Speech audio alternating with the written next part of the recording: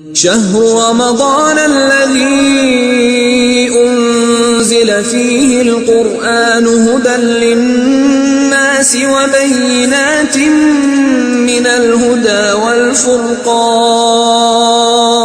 شهر رمضان الذي أنزل فيه القرآن هدى للناس رمضان کے روزوں کی یا کوئی اگر شخص اگر روزہ رکھتا ہے اور پورے رمضان روزہ رکھتا ہے تو اس کی کیا جزا اس کو دی جائے گی؟ پیغمبر اسلام کا ایک یہودی سے ایک دفعہ مناظرہ ہوا تھا اور پیغمبر نے یہ فرمایا تھا کہ جو شخص بھی شمار کر کے پورے رمضان روزے اگر رکھ لیتا تو خدا پر 7 چیزیں خدا اپنے اوپر لازم قرار دے دیتا ہے. 7 چیزیں.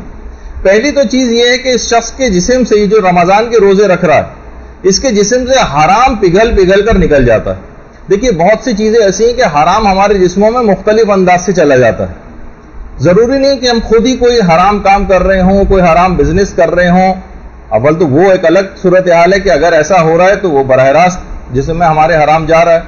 لیکن بہت سے لوگ جو احتیاط بھی کرتے ہیں تو کہیں نہ کہیں سے کوئی نہ کوئی حرام ان کے جسم میں چلا جاتا ہے جو ان کی روحانیت کے اوپر اثر انداز ہوتا ہے.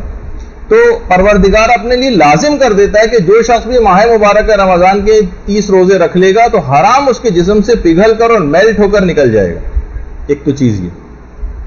دوسری چیز کہ وہ شخص رحمت خدا سے بہت قریب ہو جائے گا. رحمت خدا سے بہت قریب ہو جائے گا. خطائے آدم کا کفارہ یہ چیز بن جائے گی. خطائے آدم کا کفارہ جو ہمارے جینز کے اندر منتقل ہوا ہے, موروثی طور پر ہمارے اندر منتقل ہوا ہے, خطائے آدم کے اثرات ہمارے جسم سے ظاہر ہو جائیں گے.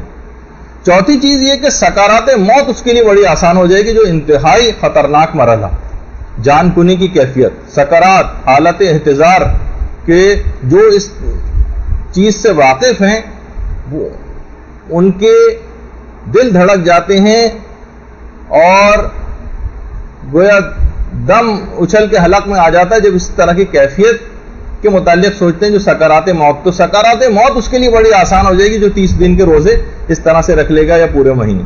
قیامت کی بھوک اور پیاس سے اس کو امان مل جائے گی. قیامت کی بھوک اور پیاس, یہ اتنی شدید بھوک اور پیاس ہوگی اور خود اس کی ایک الگ کیفیت ہے. جب ہمارے ہاں دروس منعقد ہوئے تھے موت کے سلسلے میں, تقریباً 50 درس ہو چکے ہیں اس موضوع پر, تو اس میں جب قیامت کی تفصیل آئی تھی تو قیامت کی بھوک اور پیاس اور کیا طریقہ کار اختیار کریں کہ وہ بھوک اور پیاس وہاں پر نہ لگے, اس میں اس سے بچنے کے طریقے بھی بتائے گئے تھے. تو اس کے اندر سے ایک طریقہ یہ بھی تھا کہ ماہ مبارک رمضان کے روزے مکمل رکھنا.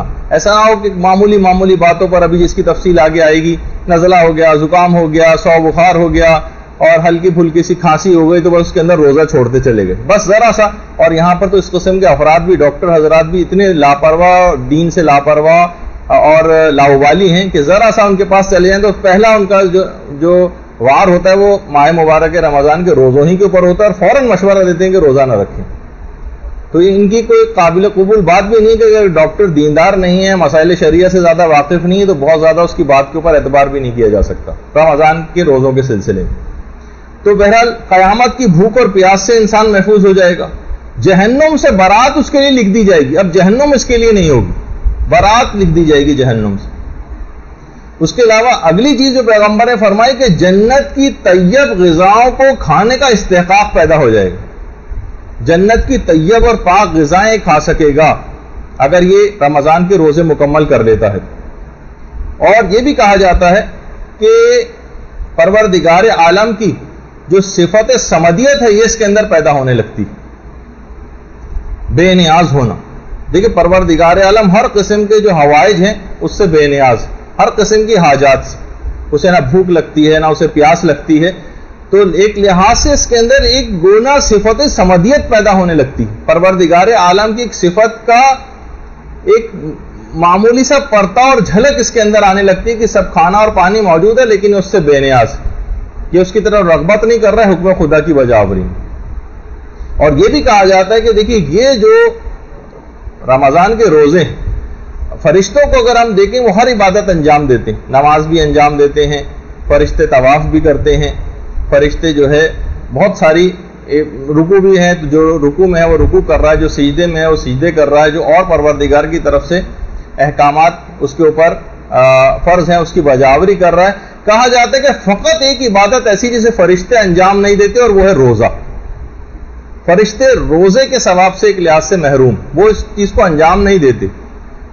تو ایک لحاظ سے جب فرشتوں نے اعتراض کیا تھا پروردگار پر کہ پروردگار تو ایسے شخص کو زمین پر خلیفہ بنا رہا ہے کہ جو زمین پر جا کر فساد کرے گا، تو پروردگار نے کہا تھا جو میں جانتا ہوں تم نہیں جانتے.